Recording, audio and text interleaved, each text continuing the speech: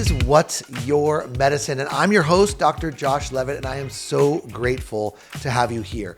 So on this show, we define, demystify, and discuss medicine in the broadest possible way. And I promise you that the medicine we are talking about on our first show here today is going to blow your mind.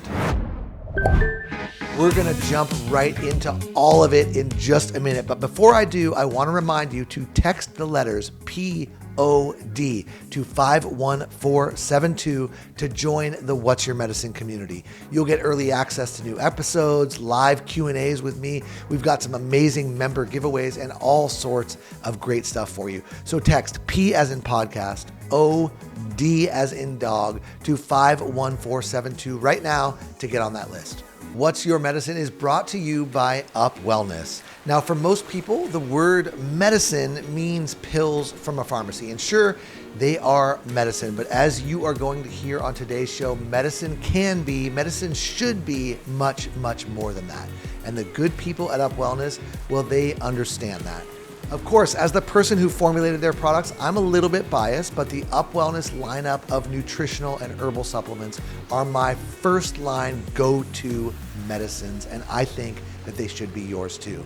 And What's Your Medicine listeners can get a full 30% off anything you buy at upwellness.com by using the code WYM at checkout. That's WYM, which stands for What's Your Medicine at checkout, for a full 30% off any purchase at upwellness.com.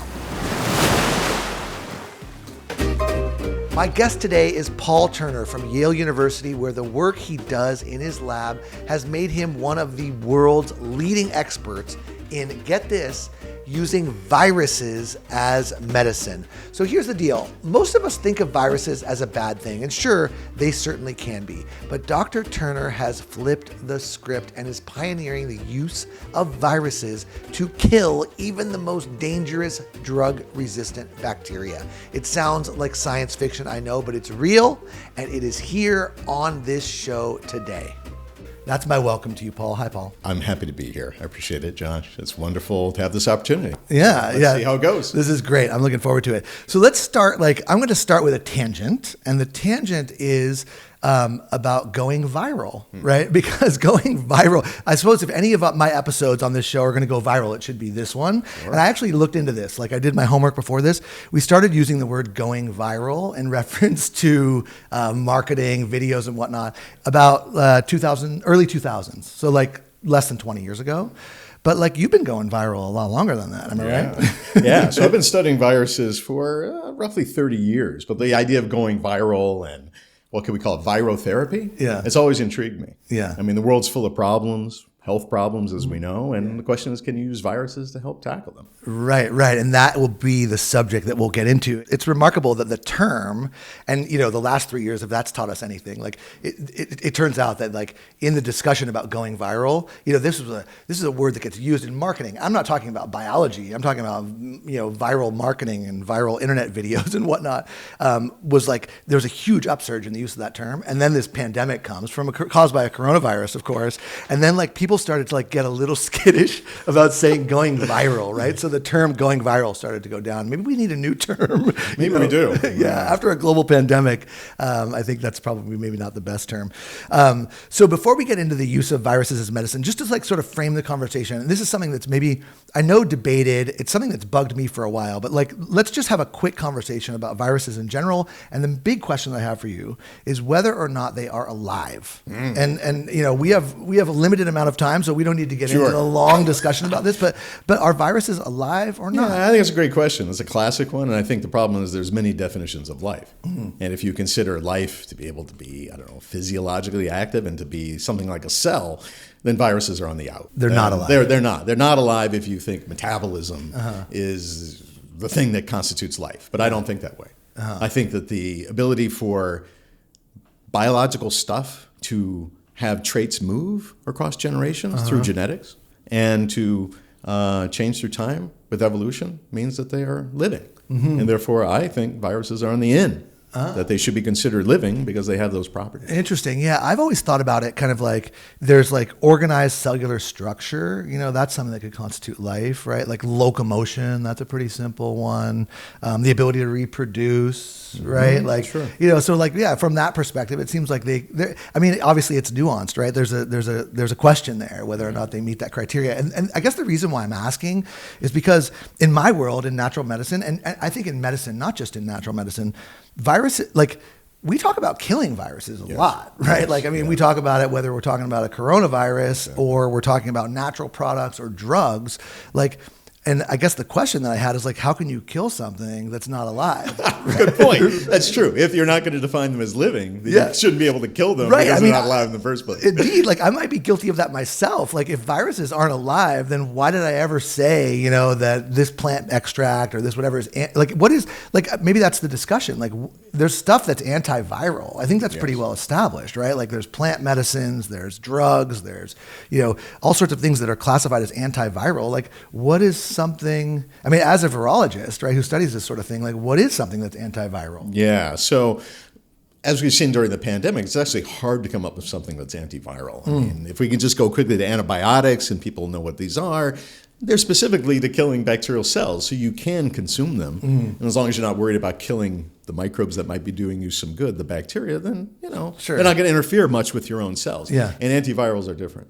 So it's hard to find an antiviral because the business of what they need to do is killing some virus that's largely already causing you a problem because it's already in your cells. So it's the toxic effects that worry us with antivirals. Yeah, and I'm sure that question of life kind of fits its way in there somewhere, right? Because the kind of definition, and I'm with you on that viruses may be alive based on metabolism and the way that their genes and whatnot evolve through generations, but they don't have the same kind of metabolism and whatnot that that cells have, and so a lot of the targets for the things that we use to kill cells, like bacteria and others, are not. They don't apply here. Yeah, I agree. They don't apply. Yeah. So, I mean, fundamentally, what a virus is trying to do, they're trying to interact with cells to tell cells to make copies of the viruses. So antivirals are mostly things that mess up that business of copying within cells, and it prevents viruses from making copies. And so it's really those are what we rely on for most antivirals. Yeah, you're really down on the level of genetics. Yeah, you're preventing viruses from making copies of themselves. And if you pull that off, then you've got a pretty good antiviral. It has to be specific against some virus you care about. That's kind of what we're trying to shoot for. Yeah, and I mean, and that brings up the next question. And there's an old scientist, Paracelsus, right, who said this famous line that we use in medicine and toxicology all the time, which is like the dose makes the poison, right? The idea that like there's lots of things out there in the world, including simple things like water, for example, that in the appropriate dose are healthy, healing, beneficial, whatever you want to call it. But in a massive dose could be toxic, even producing death, right? And water is an example, and basically any other. There's many substances that fit the same criteria. Viruses, I think most people think of them as generally bad. I mean, that's the idea. Yeah, so this is the problem, is that we pay the most attention to things that cause us harm. Of course. So the expectation for most humans is you mention virus and they immediately get scared. Yeah. That it's something out to get them, which is not true. I mean, we are basically living in a planet full of viruses. They're the most abundant thing on the planet. So if they were all out to get us, we would have been gone long ago. Yeah, isn't there some number like in a teaspoon of seawater, there's like, I mean, the amount of viruses that are in there is in the trillions or something ridiculously high number like that. Oh, it's crazy the number of viruses you can get kind of per volume. But if you consider all the pain and woe of SARS coronavirus, you could fit all of those particles into like an empty Coke can. I mean, in the whole history of the time of the pandemic so far. That's how small they are. It's pretty amazing. Yeah, and there's so many more of them that are at the very least innocuous. Oh, totally. Right. If not doing us some good. I mean, the problem is that this stuff is understudied because it's poorly, and it's hard to study. Yeah. So undoubtedly there are viruses that interact with us and actually do us some good. Yeah. They protect us from other viruses infecting us in complicated ways we don't have to get into, but we should not think that all viruses are out to get us. Yeah, that's that's just not the way the world That's works. just not true. It's interesting to me that you got into it, and I'm sure, and there's probably a whole conversation around like your history, your academic history, working through the labs that you worked through all these years in different universities. But like, I remember the study of microbiology, and viruses seemed at that time, which was kind of on par at the time that you were coming up through too, so small that like they didn't captivate me in that way because I couldn't see them. Like, I don't know, there was something about me and like wanting to like work on systems that I could understand, like a knee or a heart, or a shoulder, right? Sure. Like biological systems that are on a macroscopic level. What was and the viruses were so tiny that I couldn't even look under a microscope and see them, right? Unless I had a specialized microscope, which I'm sure you have. How'd you get into it? Yeah, so that's a good question. I mean, I always grew up loving biodiversity that's visible. Which is how most people get jazzed about biodiversity. Plants, animals, birds. Plants, animals, things you see in your environment. You look at TV and books. But, when I started figuring out that microbes, especially viruses, have this elegance to them that's largely invisible.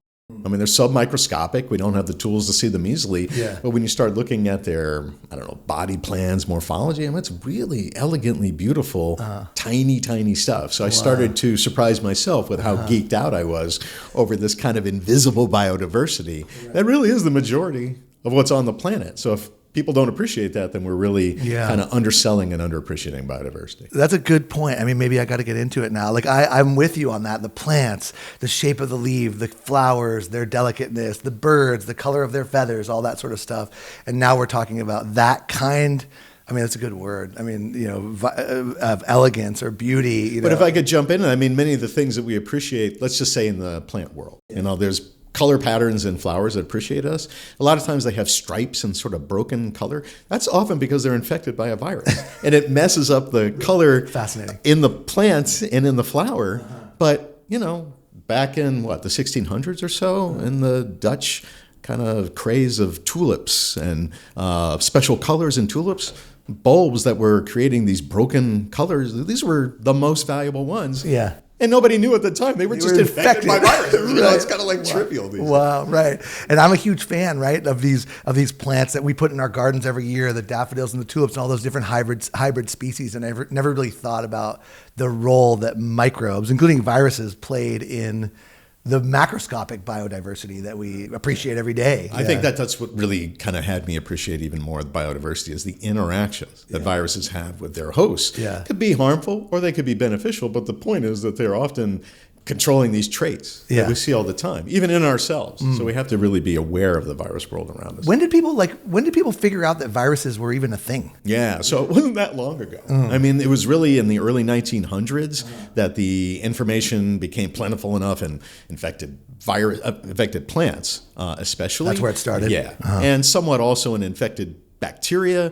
So our power to explore lots of different biological creatures along those same times, the early 1900s, is when we developed enough microscopy to really see virus structures. And in the early 1900s, that's when the microscopes were good enough to be able to say, there's something here. It's actually there were a lot of leading figures in early microscopy. Those date back to the 1800s, but the power of these to see things at the virus level, that took until really 1920s and 30s. It took a long time.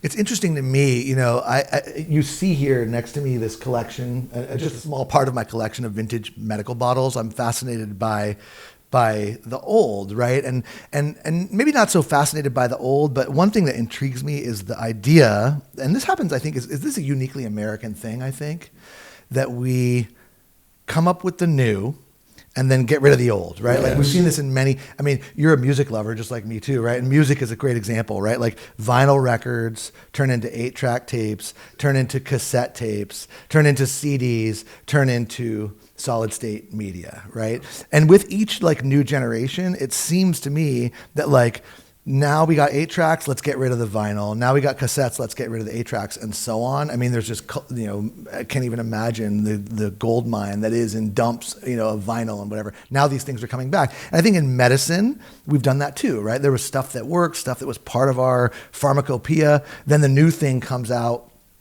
and then we get rid of the old. And it seems to me, and you're the right person to ask, that happens with lots of things in medicine, including with antibiotics. Totally agree. Yeah. So by the time antibiotics came around and were accidentally discovered by Fleming, everybody who could afford it jumped on the bandwagon. Yeah. And it's interesting that some technology that predated it, involving viruses to solve infection problems, it was pretty good stuff. Right. Just the tools were crude and people didn't understand so much what they were working with. We got to get into this. So like, as I understand it, and my dates might be a little bit off, but the widespread use of penicillin begins like World War II time-ish, right? 1940s or something like that. Yes. Right? But we knew that bad infections were killing soldiers on the battlefield and kids with rheumatic fever and whatever long before that. We knew the bacteria. We just didn't know how to kill them that well. So people were trying all sorts of different stuff. And you're saying that they were trying to use viruses to kill bacteria even before that. Yeah, it was one of these enemy of my enemy is my friend, where the realization that if you had something that would kill bacteria, and if it was biological and it was a virus, use it. Yeah. Because you didn't have much else that you could leverage. Right. And when antibiotics came along and replaced that, I agree with you. That technology seemed, immediately outdated, and why would we focus on that when we've got chemicals to solve the problem? Right, out with the vinyl records. Yeah, right, in with the 8-track tapes. So, in circa 1917, I think the most instrumental early person doing this work of taking viruses and having them solve infection problems was Felix Darrell. And he actually did some of his work nearby here at Yale University for a handful of years. But he is a person who discovered these viruses that could do some good because they could kill bacterial infections. It's amazing. And this is the nature of your work now, and I think it's a good sort of point within our conversation to start talking about these sort of more specifically. And this is where things, I mean, to me, like I've seen you out and about for many, many years, and I've followed your work, and it's always just like, I can't even believe this is real, this sort of stuff that thank you're you doing. for being a groupie. I appreciate that. But I also can't believe it's real either. Yeah. I mean, it really makes me want to do more to probe at why it works when it does work, is that it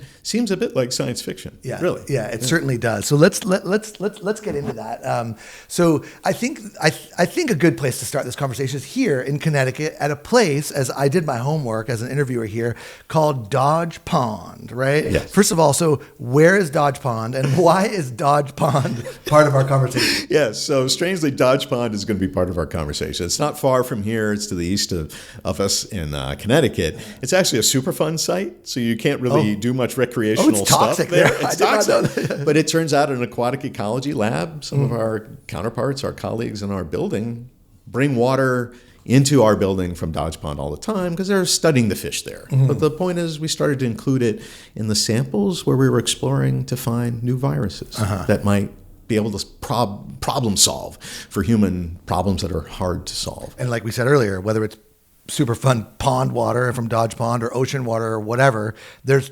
trillions, am I right about that, of viruses in the water? There's about 10 to the 31 virus particles on this planet at any one time for a number anyone who's a unfathomably mathematician. large. Yeah. But it literally is a number that's too big for humans to grapple with. Yeah. But it just outnumbers other stuff. And my point is you could go to some obscure small lake called Dodge Pond, and you might just find something terrifically interesting for medicine, but it's unclear actually where to look. And I would say a lot of this is currently serendipity. Yeah, like so you're if just you find getting lucky. something, Yeah. just looking around and finding what you can find to fit a goal of something you're looking for. I don't want to be vague, but that's kind of what we do. Yeah. I mean, that's essentially what we do. Right. You're just throwing stuff at the wall and seeing what Pretty sticks, much. sort of in a very scientific and high-tech way. I agree. But like, so now let's get into it. Like these viruses, they're not just called viruses, right? You use a different term. Yeah, they have a special term. The long form of it is called bacteriophage, and that just means eater of bacteria, and that's a long term, so we usually shorten it just to phage. Phage Some people means pronounce eater. it as phage. I tend to pronounce it as phage. Yeah. Phage means eater, so bacteria eater. So the word means that these viruses infect and break open or kill eat bacteria. That's in their process of infecting a bacterial cell and making copies, at the end of that, it's bad news for the bacteria. Yeah. It blows open, it's killed in the process, and all these little baby viruses, these phages, are released and can go on and infect other cells of similar type. That's remarkable. So the reason why the phage science is so important, I think, is because we were talking about, like, just back for a second to the antibiotic idea, right? The antibiotics get invented, or not even invented, more like discovered and then put into use. And then now we find ourselves in some trouble as a result of that. You know, if penicillin was first being used in 1940s, here we are not even 100 years later.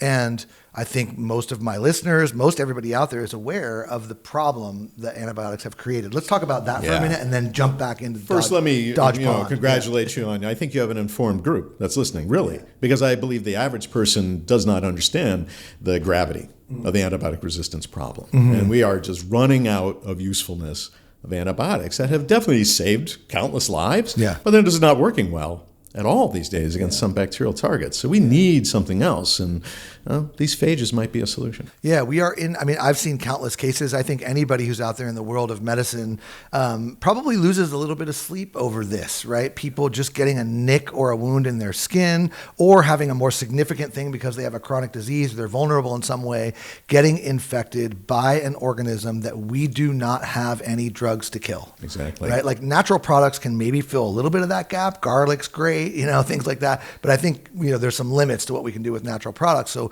and maybe we should talk just for a minute about like the incentives and the way that they're so perverse, right? Like, I mean, why we're so good at developing drugs for all sorts of different things, but antibiotic drug discovery seems like it's just not really happening. Yeah, it's kind of running out. So as you said earlier, it's kind of like we're discovering things that exist anyway, for the most part.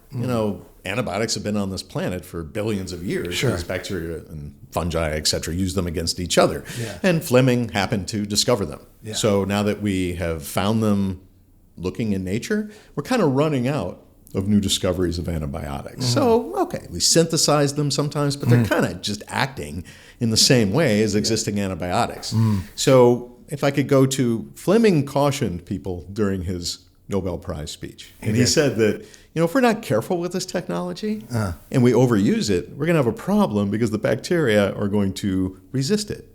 And that's basically what we've done in the last 100 years. He was right. We did a big uncontrolled experiment around the world, distributed these out, used them widely, and now the bacteria have evolved. They've changed to withstand them. I mean, their populations, they make a new generation every few hours, right? So it's their evolution is very quick, right? And they can quickly develop shields and different methods by which to resist the action of an antibiotic. And then when you run out of antibiotics, you're in bad shape. You're in bad trouble. I mean, you've kind of worked your way down a list, and it's not a lengthy list. Right. Some patients, as you know, they run out of any options very quickly. Yeah.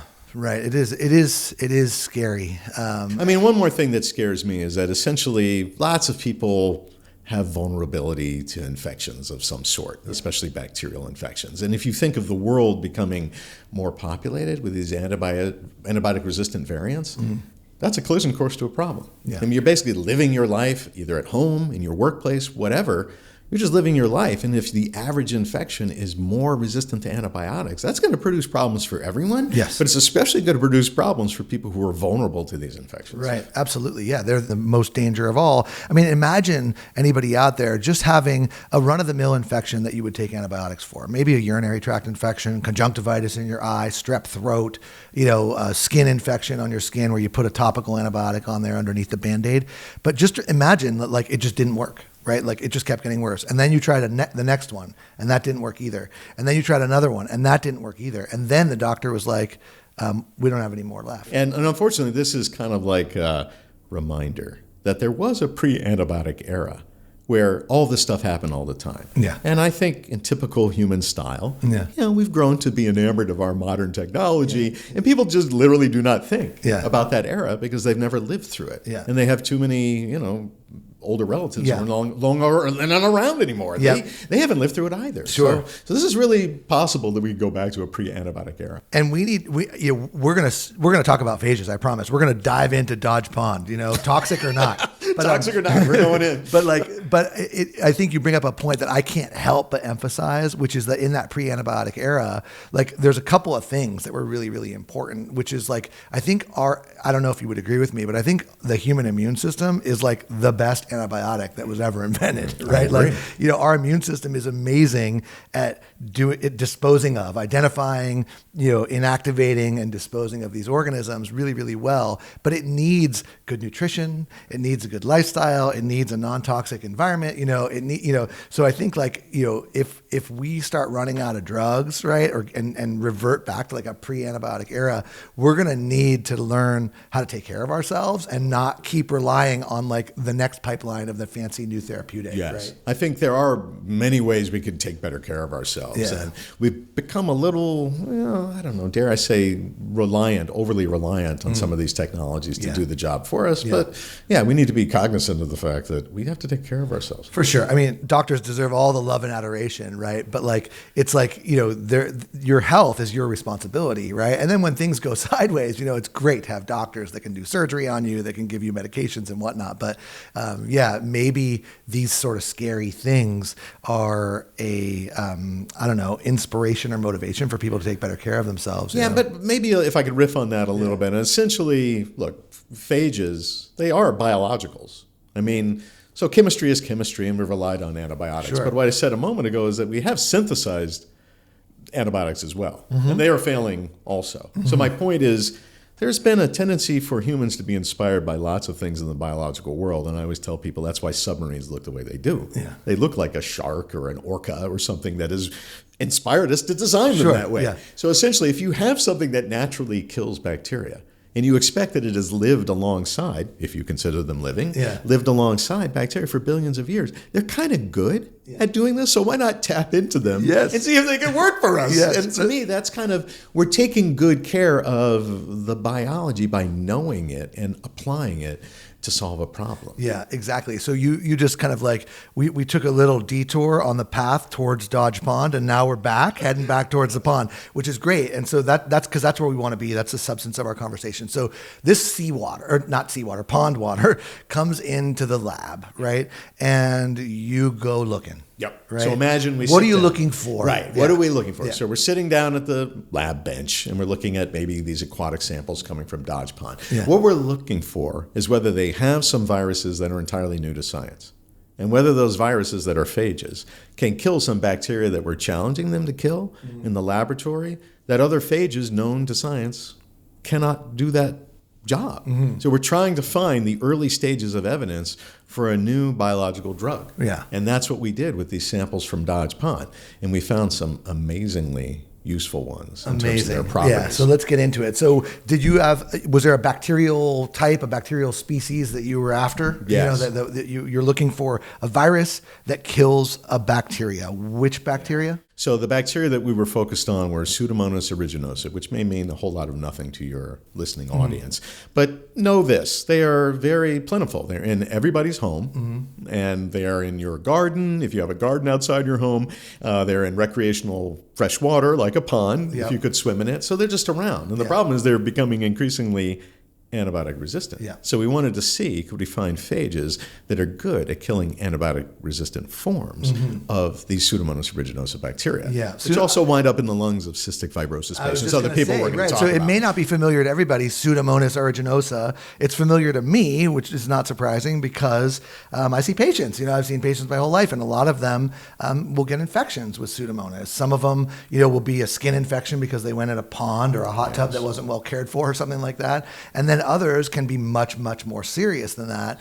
Most especially, as I know it, is in the lungs of people with this terrible disease called cystic fibrosis, right? They have a disease that makes their lungs vulnerable, and they get filled up with mucus, and then that mucus becomes like an agar plate, like a growth medium, right, for Pseudomonas. Then you give them antibiotics, and all of a sudden the Pseudomonas is resistant, shielded against all those antibiotics, and these people are in big, big trouble. Exactly. They're in big trouble either because they're taking antibiotics to try and cure a problem, it's not working, and the bacteria in them are building up, as you say, this resistance to antibiotics. Yeah. Worse yet, they could just be living in their home and get colonized by something that's already resistant to antibiotics. Oh, so the resistance doesn't have to develop in the person. No. It can just pick it up. This is the problem. You can go out to an apple tree and get bacteria off of it that are maybe infecting the apple tree, but suddenly you see that they're resistant to antibiotics used in hospitals. Yeah. So this is just increasingly widespread in the bacterial world around us, regardless of whether it's something that infects a human straight away or that could do that. Yeah, so that is frightening. So here we are. We're in a lab bench. We have virally, we have a bunch of viruses in pond water, and then we have resistant strains, these dangerous Pseudomonas strains. Now, what's the next step? Sure. So the next step is these resistant strains of bacteria. We grow them on what are called agar plates. It just lets us grow them to high density in something called a lawn. And what we would do is take these little bits of volume from the lake water, like from Dodge Pond, and we spot it on the lawn. We literally put drops on the lawn to see if there's any clearing. And what that clearing indicates is that the phages in the water are killing these bacteria successfully and then spreading to neighboring cells on the lawn and killing them also. And they become a visible spot. We call that a plaque. So we're really doing these very kind of old school methods to just look for killing.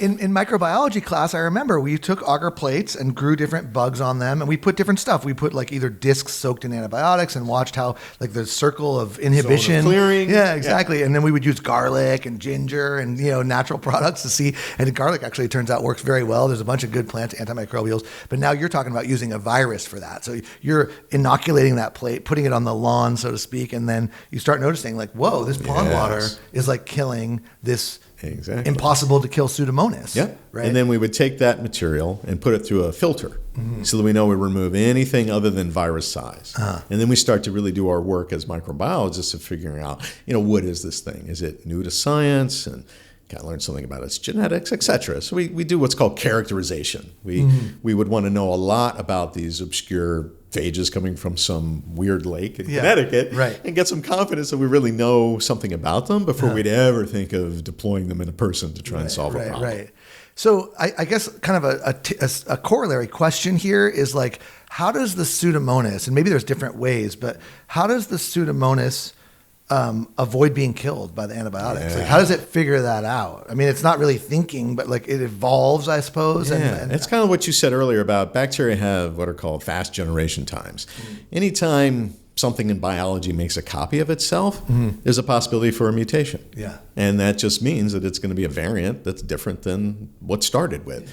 And some variants solve problems in nature better than others. So basically, the world is full of bacteria that are just kind of mutating and being born lucky. They're able to thrive better in a world full of antibiotics, and those are the ones that cause us problems in hospitals, et cetera. And they do it in very specific ways that you know about, right? I mean, they do it in ways that are very well understood at this point, especially if they are well-studied bacteria. They undergo particular changes, mutations in particular genes that do things like prevent the antibiotic from entering the cell, or they form structures. It's like closing a window. It's like closing a window. If there's a portal that was there to begin with, they're not interested in the portal being there, they're closing it off.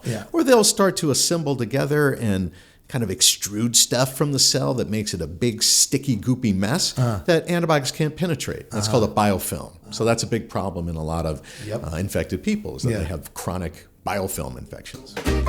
Hey, if you like what you are hearing on the show today, stay in touch. You can do that as easy as sending a quick text that says POD to this number, 51472, and that will allow you to join the What's Your Medicine community. Text POD to 51472 right now, and we'll jump back into the show. And then isn't there a way that they can kind of like let the antibiotic come in through the window and then just like puke it out? So this is the thing that we were really interested in. There are these kind of proteins that do this work. So if an antibiotic does make it in, some bacteria will just say, yep, you're out of here, and they push it right out. And they do this against lots of different drugs. So not just penicillin, they do it against a variety of drugs. Those are the real scary superbugs. You can't control them because they've got these mechanisms, these properties to just push antibiotics out of the cell. You got the antibiotic in, and then it has like, what's it called, an efflux pump or something? Exactly. It just pumps it right on out of there. It just pumps it out. So these efflux pumps are particularly worrisome as bacteria have them. That's right. So we were, if we can go to... let's talk about so the in viruses. Dodge Pond, we were looking to find phages for the first time because we had an idea that if you have these bacteria that have efflux pumps and are kicking antibiotics out all the time, can you find phages that are good at killing them? And are they good at killing them because they're interacting with these efflux pumps? So what we predicted is that these phages would interact with the bacteria that have efflux pumps. And what are the bacteria they're going to do? They're going to mutate and solve the problem. And they might get rid of the efflux pumps. Well, guess what? If they do that, they're no longer antibiotic resistant. They become sensitized to antibiotics. So we're basically leveraging the phages to kill the bacteria in the classic sense. But we know that the bacteria are prone to solve these problems. but they're going to solve a problem in the way that we predicted. Right. And they're going to become less resistant to antibiotics rather than more resistant. And we get kind of like a double-edged sword when we're trying to solve a problem. It actually like makes the hair on the back of my neck stand up hearing you talk about it, because it's just, this is the part that feels science fiction, right? That like you're able to find a virus that infects a bacteria, causes a change in that bacteria where it's trying to defend itself from this virus because it's being killed. And then it defends itself. And when it does this defense, when it puts up this shield, that shield now makes it vulnerable to the antibiotics that it used to just pump right out. Right? And people ask me all the time, well, aren't bacteria smarter than that? They're going to kind of solve one problem but leave themselves vulnerable to another one. I was like, well, that's just the way evolution works. Yeah. Evolution solves problems that are immediate problems. Right. They don't have a crystal ball to see that this would be not a great solution down the line. Right. And the immediate problem is this phage just came through the window and is killing me, right? Yes. So the next generation needs to quickly figure out how to not get killed by that phage. And one way, figure it out very quickly. Otherwise, the whole bacterial population dies. Right. And this is, again, where the mutation and the generation time of bacteria help them solve problems quickly. But they can solve these problems through evolution on my terms. Mm-hmm. That's the difference. If they're going to solve it however they want, good for them.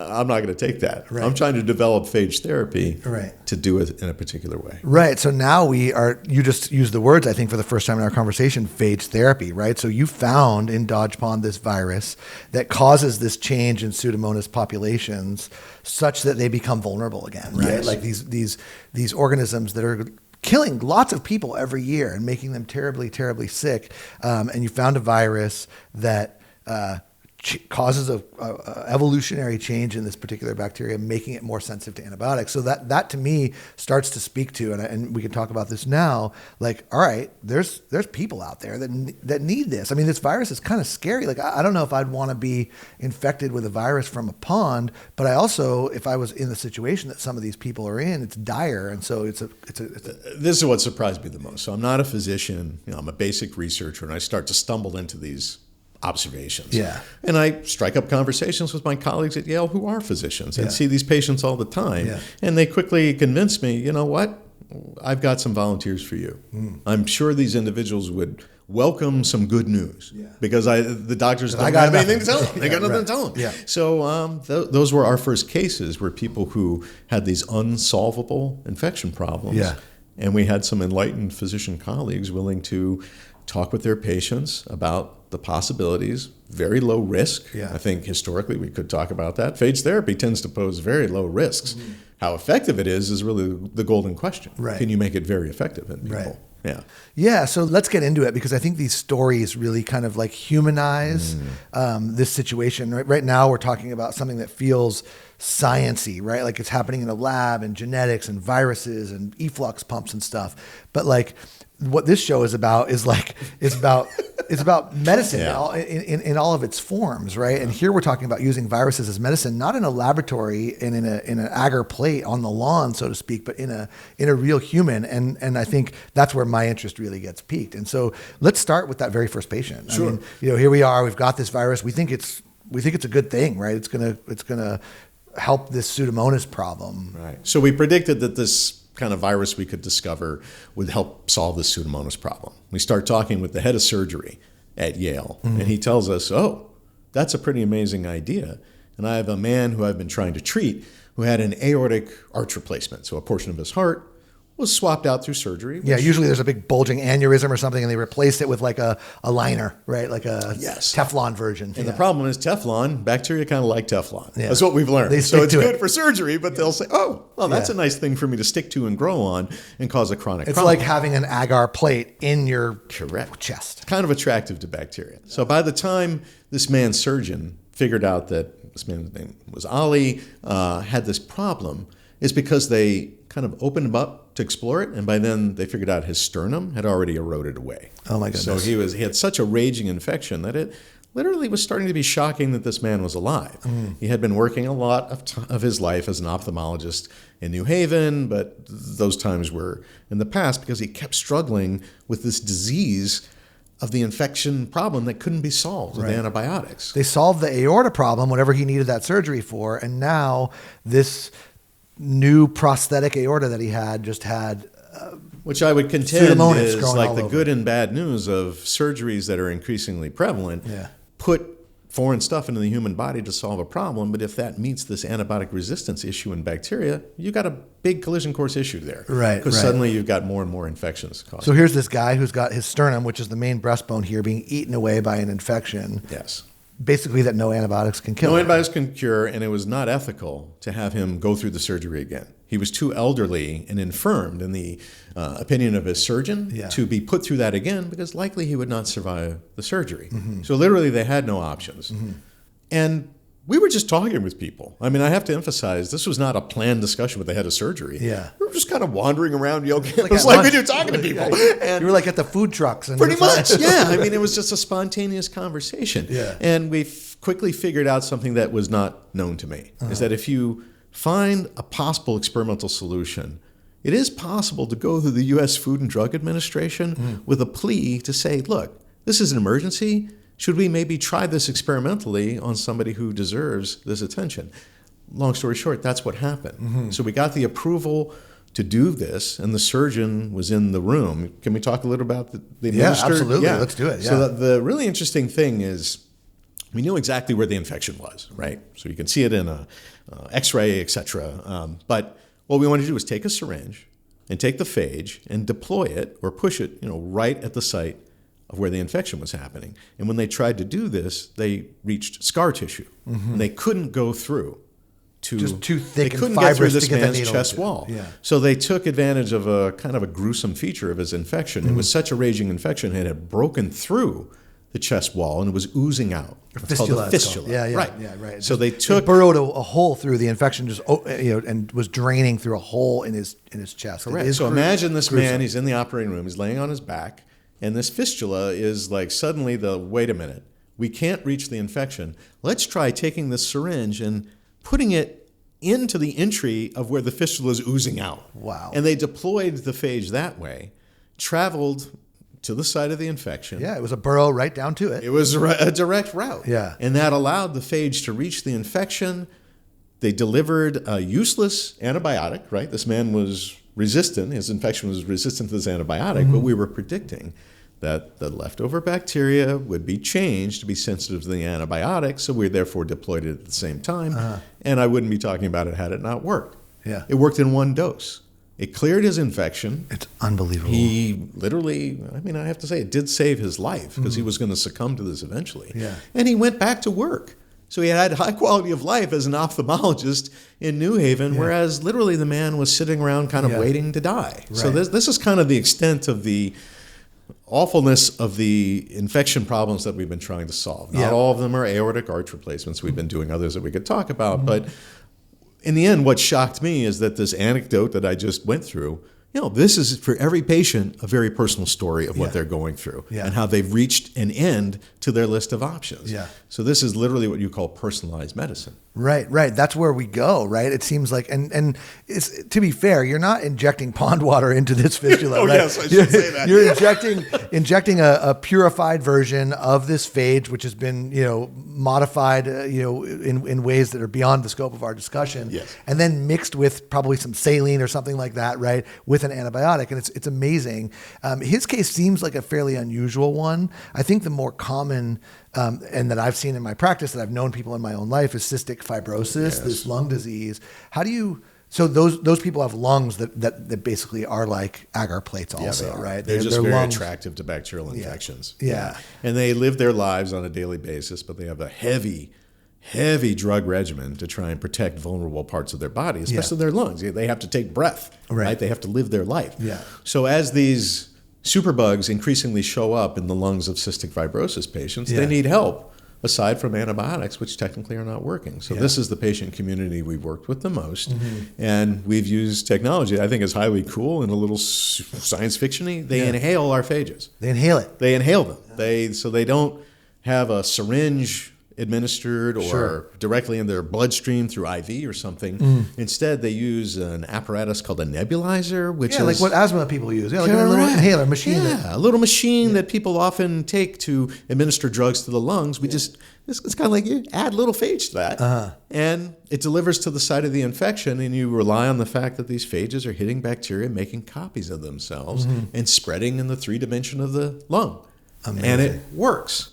It works for them too. It works for them too. Yeah. And it's very hard with people who have cystic fibrosis to completely clear an infection, as you know. Yeah. So there, often the endpoint we're trying to achieve is a huge reduction, just like a calm it down, make it less life-threatening. Yeah. But we're willing to live with, and they are willing to live with as patients, a little kind of a percolation of these bacteria through time that are not causing any harm currently. It seems like in some of those cases that I've seen too, they're so sick that they need even a more intense intervention, like a lung transplant, commonly used in these patients, if they can get one, if they can get on the list, if they're a right match and everything. But sometimes they're so sick that they are not a good surgical candidate, right? They can't get a lung transplant. So is this something that could be presumably used to knock back the bacteria so that to increase their candidacy? That is exactly for right. surgery? So some people who would like to be on a lung transplant list but can't get there because they've got a raging bacterial infection, we can get them on a list. Better yet, if they're already on a lung transplant list but they're facing an infection for which antibiotics can't calm their problem to even have a transplant, we sometimes just save the lungs from having to be transplanted. Yeah, right. That's a better outcome. That's right? usual, right? Yeah, I mean, because not everybody, right. has a transplanted organ. It's kind of remarkable to think a successful treatment is that I become a candidate to get my lung transplanted. I mean, that's a really as your listeners can probably understand. I mean, organ transplants are not trivial, and sometimes they get rejected. Yeah. So you wait forever to be on a list. You get a transplant and it doesn't take, and then you're kind of back to the same problem. And then even if it does take, you're now on immunosuppressant drugs, which make your immune system disabled, so you're at risk for infections for the rest of your life. Including antibiotic-resisted bacteria. Of course. So you just sort of get to the circular problem. Here we go around and around and around. But the personalization there is just remarkable. Do they, the CF patients, I think I understand that pseudomonas is the main critter that gets their lungs as well. Yeah. When they get to a certain age, characteristically of life, Pseudomonas aeruginosa and the problems of antibiotic-resistant infections tend to be the most common ones. I guess I should add, since we're talking about CF community, in a different portion of their life could be a different bacterium, especially when they're young. Staphylococcus aureus, which most listeners recognize MRSA as a term. That's a particular term for a kind of a resistance in Staph aureus. We've been helping people with those problems. I was just going to ask you that because Pseudomonas, most people don't know of it, but MRSA, I think a lot of people have heard of. MRSA is methicillin-resistant Staph aureus, right? Staph infection is the term a lot of people have heard. So it's not just Pseudomonas that you're working on. What are the other bacteria that are starting to? So mostly Staph aureus, like you just mentioned, P. aeruginosa, and also Klebsiella pneumoniae is one that we're going after. To a less extent, pathogenic Escherichia coli, pathogenic E. coli, which is a hard target to remove because it's closely related to something that does you good within your microbiome. So you kind of have to go after it with a scalpel rather than a sledgehammer. But the point is, we are increasingly interested in helping people with a variety of antibiotic resistance problems, and we're trying to cover as much ground as we can, which is challenging. Yeah, I'm sure. I can only imagine, people who are in desperate circumstances, especially with chronic bacterial infections that are resistant to antibiotics, they're out there looking for help, looking for salvation, really. So I can only imagine that your office, your lab is just getting calls. Are you getting calls from people who are just can you give it to me? Within a single week, we get in the teens, if not the 20s, of people reaching out. Now, to be clear, many of them, the U.S. Food and Drug Administration would not technically constitute it as an emergency. And that's a little hard for me to say, because if somebody has a 40-year running bladder infection and they can't control it with antibiotics, they've got very poor quality of life. It's an emergency for them. Yeah. Correct. And this is where it starts to be a gray area of what do you constitute an emergency. But we are mostly working with people who are facing end-of-life decisions because they've completely run out of options, and the acute moving into the next category is imminent. Yeah. So they seem like they're kind of really at the end. Right. So we would like to help as many people as possible, and we are literally changing our paperwork to help those who are more to the side of the 40-year running bladder infection with low quality of life. Sure. So what is it? I mean, and I understand where the FDA is coming in here, right? This is new. It's experimental. It's a little scary. It hasn't been studied in a big double-blind, randomized, placebo-controlled trial kind of thing. So they're not ready to just say, yeah, let's go for it. Let's inject pond water in everyone, right? Exactly. I mean, like, so what does the future hold? Like, I mean, here we are. You've got this lab. There's lots of people down at Yale working on this and all over the world, right? Not just here. What do you predict in the future? So for me, the next steps are to continue what we're doing, which is personalized medicine, trying to do it more at scale. I would say there's about 4 or 5 places in the USA. Only one is really trying to do it a bit more at scale at Baylor College of Medicine. But the idea is we can keep doing what we're doing. But that's not good enough. You know, there are more people who need the help. So what you mentioned a moment ago, placebo, double-blind trials, we're starting to do those. So we just wrapped up a clinical trial. Others have done it as well to look at safety and efficacy in volunteers who might have vulnerabilities. Like they could be cystic fibrosis individuals who don't currently face hospitalization, but they want to be in a trial to look at the safety and efficacy of this. So that's like the real golden endpoint. If these are shown to be good outcomes, then the US FDA is going to be saying, oh, congratulations, now you can label it as a drug and sell it commercially. So that's the way our current medical infrastructure works, whether that's good or bad. That's the way it's working. Yeah, that's the thinking, and it's not wouldn't be wise for anybody to go get pond water themselves, right? Please don't do that. Please don't do that. Especially at my suggestion. Please don't do that.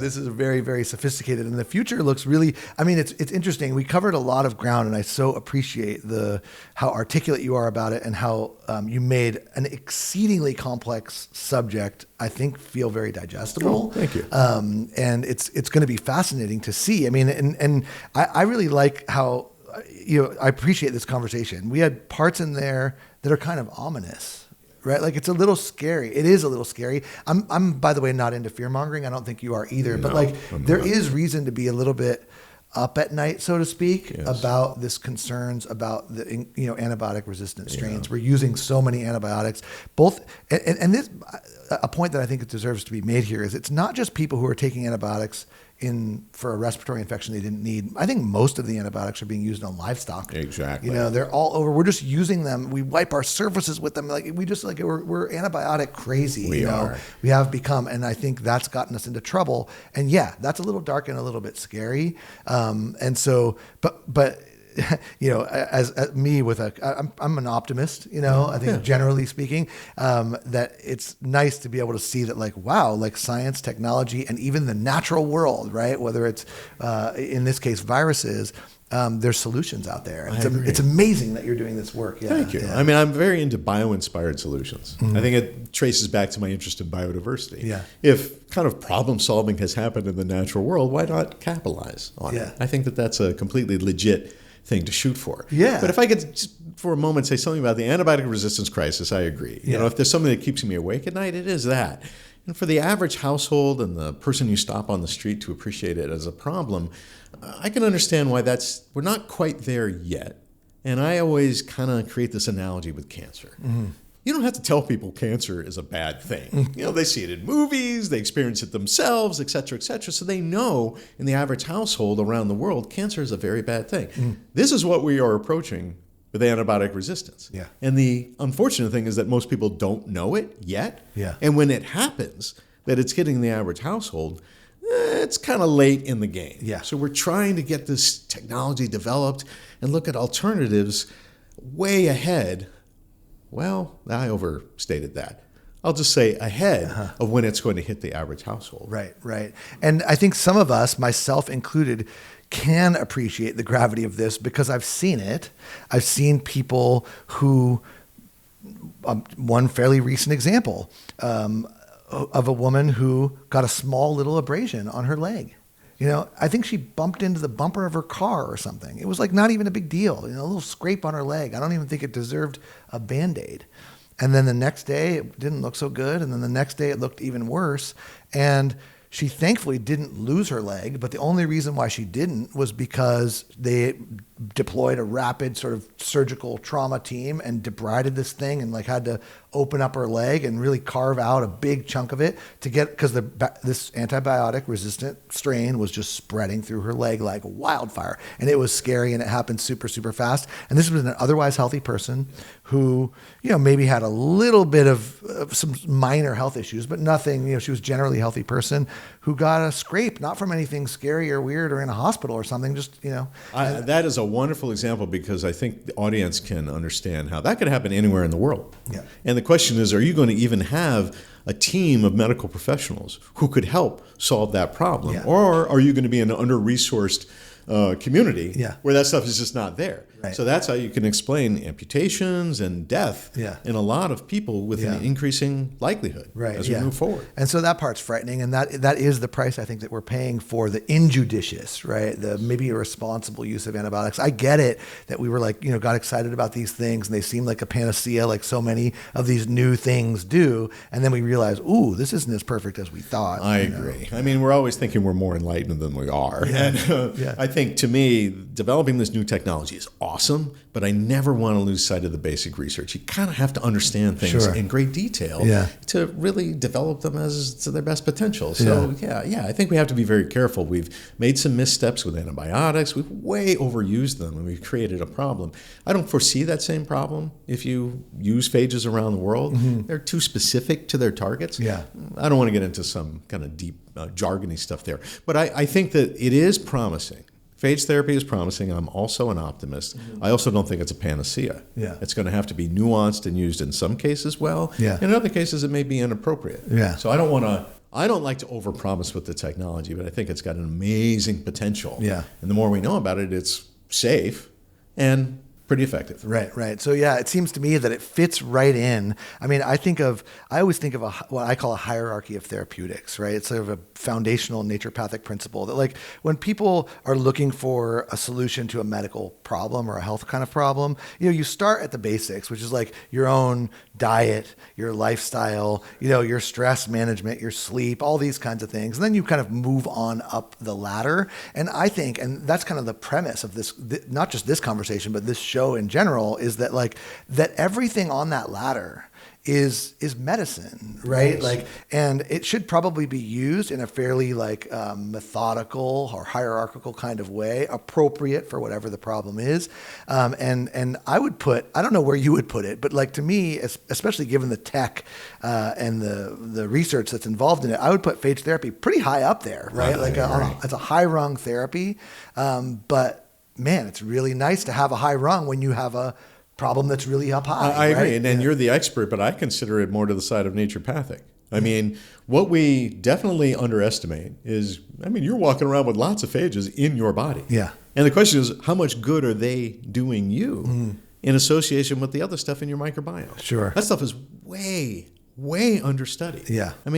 Bacteria in our microbiomes do deserve attention. Yes. But the other players are not getting the research attention they deserve. Yeah, that's fascinating, and that'll be another show. I'll have another show entirely. The GI microbiome and all of the bacterial organisms, and we basically almost always are just talking about the bacteria. Now there's starting to be labs that are studying them, showing you which ones are there based on all sorts of different, probably questionable technologies to assess people's microbiomes. Then there's all sorts of probiotic and prebiotic type of interventions, but no one's talking about viruses. No, they're not. And the fancy word for this is dysbiosis. If you have this microbiome and you can recognize what the players are as species, but are they out of whack? Yeah. Are they out of relative, numbers that seem to be correlated with some disease? Yeah. Well, guess what will put them back into alignment?